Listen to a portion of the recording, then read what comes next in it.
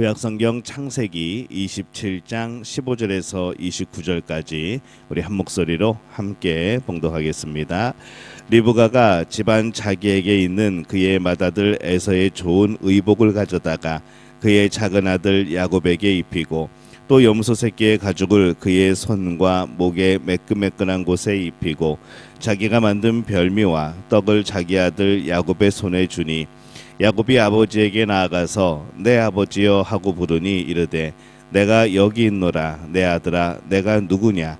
야곱이 아버지에게 대답하되 나는 아버지의 맏아들 에서로소이다. 아버지께서 내게 명하신 대로 내가 하였사오니 원하건대 일어나 앉아서 내가 사냥한 고기를 잡수시고 아버지 마음껏 내게 축복하소서. 이삭이 그의 아들에게 이르되 내 아들아 내가 어떻게 이같이 속히 잡았느냐. 그가 이르되 아버지 하나님 여호와께서 나로 순조롭게 만나게 하셨음이니이다. 이삭이 야곱에게 이르되 내 아들아 가까이 오라. 내가 과연 내 아들 에서인지 아닌지 내가 너를 만져보려 하노라. 야곱이 그 아버지 이삭에게 가까이 가니 이삭이 만지며 이르되 음성은 야곱의 음성이나 손은 에서의 손이로다 하며 그의 손이 형 에서의 손과 같이 털이 있으므로 분별하지 못하고 축복하였더라. 이삭이 이르되 내가 참 내 아들 에서냐. 그가 대답하되 그러하나이다. 이삭이 이르되 내게로 가져오라. 내 아들이 사냥한 고기를 먹고 내 마음껏 내게 축복하리라. 야곱이 그에게로 가져가매 그가 먹고 또 포도주를 가져가매 그가 마시고 그의 아버지 이삭이 그에게 이르되 내 아들아 가까이 와서 내게 입맞추라. 그가 가까이 가서 그에게 입맞추니 아버지가 그의 옷에 향취를 맡고 그에게 축복하여 이르되 내 아들의 향취는 여호와께서 복주신 밭의 향취로다. 하나님은 하늘의 이슬과 땅의 기름짐이며 풍성한 곡식과 포도주를 내게 주시기를 원하노라. 만민이 너를 섬기고 열국이 내게 굴복하리니 내가 형제들의 주가 되고 내 어머니의 아들들이 내게 굴복하며 너를 저주하는 자는 저주를 받고 너를 축복하는 자는 복을 받기를 원하노라. 아멘. 할렐루야. 하나님의 은혜가 오늘 이 새벽에 하루의 첫 시간을 주 앞에 드리는 우리 믿음의 가족들에게 함께 하시기를 예수님의 이름으로 축원합니다. 오늘 말씀은 이삭이 야곱에게 축복하는 그런 장면을 담고 있습니다.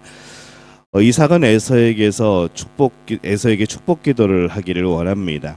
그런데 리브가가 이 중간에 엿듣게 되었죠. 리브가는 야곱에게 축복 기도를 해야 된다고, 야곱이 축복의 기도를 받아야 된다고 그렇게 생각을 했습니다. 누가 축복 기도를 받아야 될까요?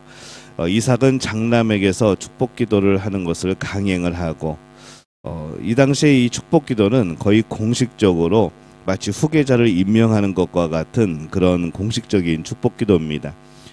공식적인 의식이면은 사실은 다른 가솔들이 이 집안의 사람들이 다 참석하여서 증거를 삼고 이제 그래야 되는데, 근데 이삭은 리브가가 반대할 것을 알고 있었고 그래서 이 다른 식구들 몰래 지금 이것을 진행하려고 하는 것이죠.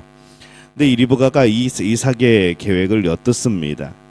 리브가는 야곱을 에서로 꾸미는 계략을 세우고 또 이삭도 속이고 리브가도 또 서로 속이고 이제 서로가 서로를 속이는 상황이 되어진 것이죠. 이삭은 에서에게 빨리 축복하려고 하고 리브가는 야곱이 축복을 받게 하려고 하고, 그래서 방법들을 속이는 방법들을 서로 사용을 합니다. 이제 거짓으로 따지면은 이제 1대1의 상황인 거죠. 근데 이 성경은 리브가가 속인 것에 대해서 더 자세히 기술을 합니다. 15절에 보면은 리브가가 집안 자기에게 있는 그의 맏아들 에서의 좋은 의복을 가져다가 그의 작은 아들 야곱에게 입히고 이렇게 말씀을 합니다. 리브가는 이 야곱을 에서처럼 보이게 하여서 이 축복 기도를 받도록 하기 위해 꾸미게 되어집니다. 이삭이 안 속을 것 같죠. 그런데도 시도를 합니다. 리브가가 이 마음에 간절함이 있었습니다.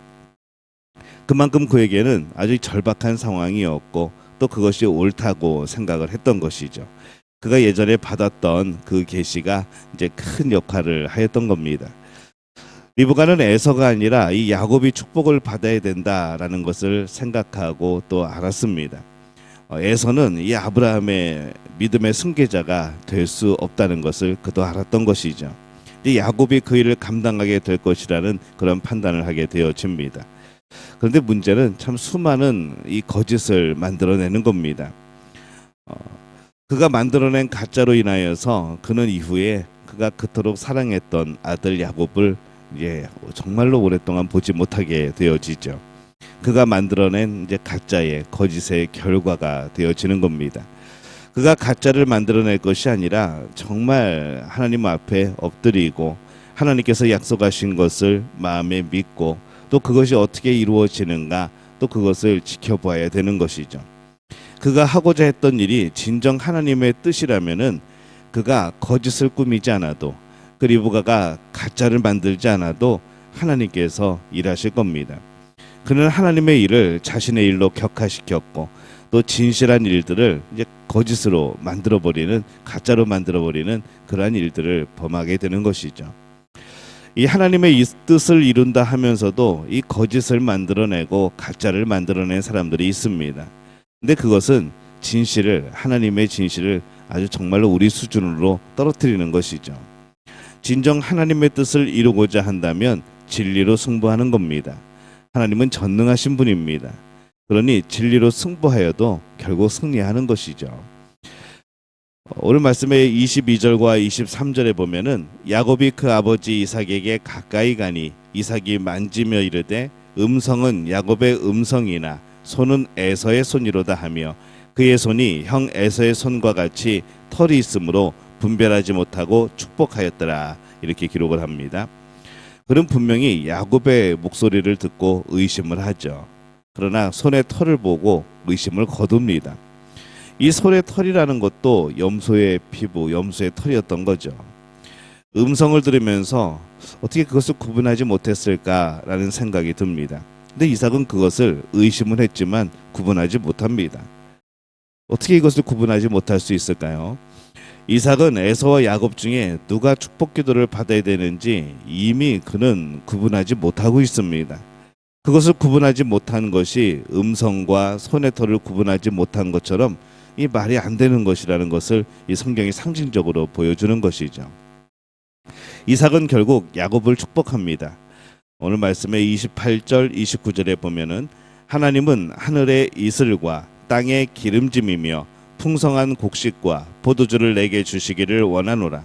만민이 너를 섬기고 열국이 내게 굴복하리니 내가 형제들의 주가 되고 내 어머니의 아들들이 내게 굴복하며 너를 저주하는 자는 저주를 받고 너를 축복하는 자는 복을 받기를 원하노라.